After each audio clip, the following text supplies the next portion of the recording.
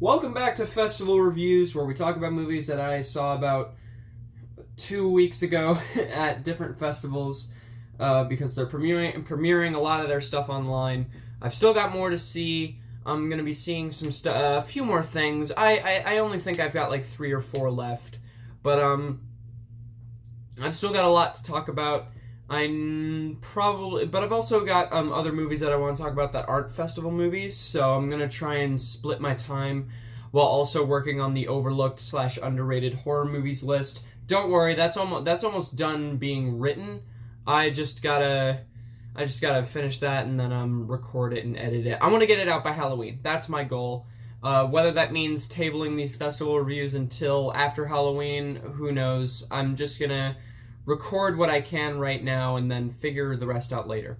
So let's just keep going. The next film I saw for these festival reviews was Swimming Out Till the Sea Turns Blue. This is the newest film by Jia Zhangke, who directed films like Ashes Purest White and A Touch of Sin, both of which I haven't seen, so I can't attest to how great they are. That people say they're great movies. I haven't seen them, so I can't attest to how supposedly great they are, but I'm very excited to check them out. This film is actually a documentary where the director chronicles a local literature festival that happened in Shaanxi, China. This is very clearly a passion project by the director that isn't really supposed to appeal to newcomers to his films like me, but despite that, I still enjoyed this quite a bit. It's always interesting listening to artists talk about their stance on criticism, other artists' works, and the state of the world. Some of the writers have very stilted interviews, and there are others where they're quite vocal. There's a lot of atmospheric imagery of the Chinese countryside that's very beautiful to look at. The music was great and very well used. While this wouldn't exactly appeal to a casual audience, given that most of it is just writers speaking their minds on different topics, I will say that it doesn't feel at all alienating. Despite not knowing much about Jia Zhangke's style, I didn't exactly feel at all distanced from this film in any way, or detached. I still enjoyed it quite a bit. I would recommend you check it out if you like listening to writers speak their minds about different stuff. It's worth checking out. I would give it a solid 6. Very, very enjoyable. Not amazing, but fun.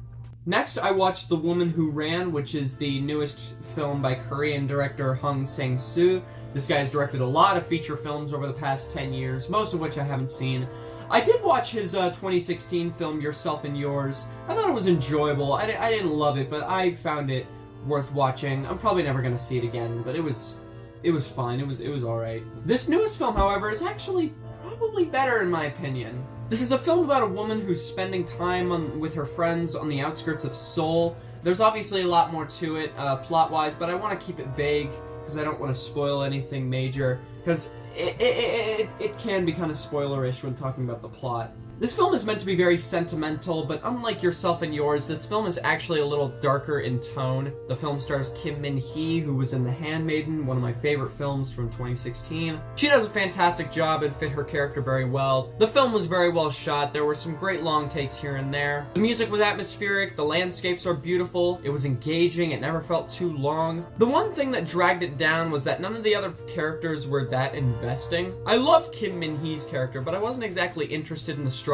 of the other characters. I still found this movie to be a pretty good watch, and I'd probably see it again, but I'm not entirely sure if this is going to make my end of the year list, but I would still recommend you watch it. It's a nice movie. I would give it a light 7. Yeah, that sounds like a good score. Yeah, anyway, thank you very much for watching. I still got a lot of movies to talk about, as I mentioned earlier, but I also saw some movies that aren't festival movies that I really want to talk about. I already mentioned in my Wolf of Snow Hollow review that I saw Possessor, and I wrote the review for that, so I'm going to talk about that soon. I also saw something called Last and First Men, which I'm definitely going to talk about very soon, because that movie was quite the fucking surprise to me. And there are a couple movies that I don't want to give away right now, so yeah, thank you very much for watching. I'll catch you guys in the next video, whenever that will be. I'm Cynic the Critic. I am going offline for now.